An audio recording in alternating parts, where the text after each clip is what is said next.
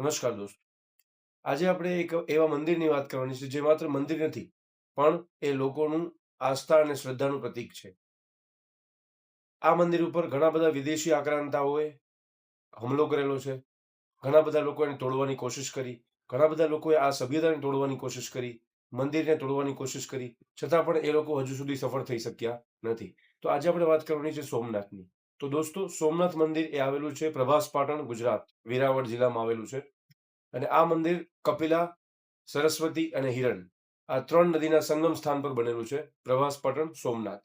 હવે આ મંદિરની હિસ્ટ્રી જોઈએ દોસ્તો, એનો ઇતિહાસ જોઈએ આ મંદિરનો. તો આ મંદિરના ઇતિહાસમાં એવું કહેવામાં આવે છે કે ચંદ્રદેવ, જે પોતાના સસરાના શ્રાપથી બચવા માટે, એટલે કે દક્ષ પ્રજાપતિના શ્રાપથી બચવા માટે, એ પોતે ભગવાન શિવની આરાધના કરે છે, ભગવાન શંકરની આરાધના કરે છે. અને ભગવાન શંકર પ્રસન્ન થઈ અને ચંદ્રદેવને શ્રાપથી મુક્ત કરે છે. અને ચંદ્રદેવનું જે ખોવાયેલું તેજ છે એ એમને પાછું મળે છે. જ્યારે આ તેજ એમને પાછું મળે છે, તો ચંદ્રદેવ જે છે એ ખુશ થઈ અને ત્યાં એ ભગવાન શંકરનું મંદિર બનાવે છે. એટલે કે ભગવાન શંકરનું મંદિર બનાવે છે, જેને કહેવાય છે પહેલું, તો ભારતનું પહેલું જ્યોતિર્લિંગ. તો સોમનાથ મંદિર એ ભારતનું પહેલું જ્યોતિર્લિંગ છે. અને એ પછી આ મંદિર જે છે એ ભગવાન કૃષ્ણએ લાકડાનું બનાવેલું હતું. એ પછી આ મંદિર જે છે એ ભીમદેવ સોલંકીએ બનાવેલું હતું. તો આ રીતના ઘણા બધા વિદેશી આક્રાંતાઓએ આ મંદિરને લૂંટવાની કોશિશ કરી.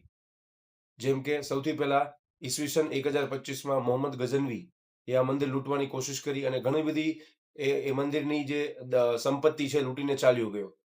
પછી અલાઉદ્દીન ખિલજી અને એવા ઘણા બધા વિદેશી, ઔરંગઝેબ જેવા ઘણા બધા વિદેશી શાસકો આવ્યા, જે એને લૂંટવા માટેની કોશિશ કરતા રહ્યા, પ્રયત્ન કરતા રહ્યા. પણ તમે જોઈ શકો છો આજે મિત્રો કે લોકોની આસ્થા અને લોકોની શ્રદ્ધા આ મંદિર પર આજે એમ અતૂટ છે, અડીખમ ઊભેલી છે. મંદિર પર ત્યાં જ ઊભેલું છે.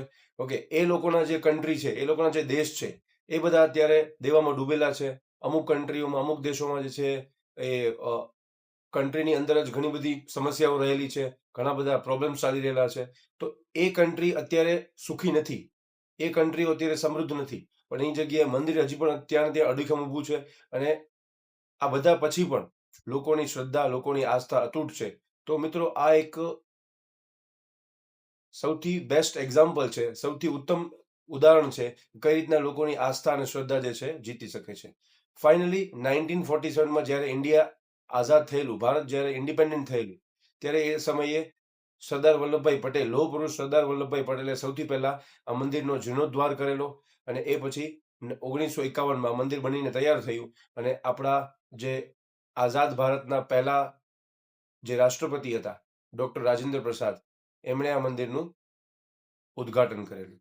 તો આ કથા પરથી આપણને ખ્યાલ આવે છે દોસ્તો, આ વાત પરથી આપણને ખ્યાલ આવે છે કે લોકોની શ્રદ્ધા અને લોકોની આસ્થાને ક્યારેય પણ તોડી શકાતી નથી. ધન્યવાદ.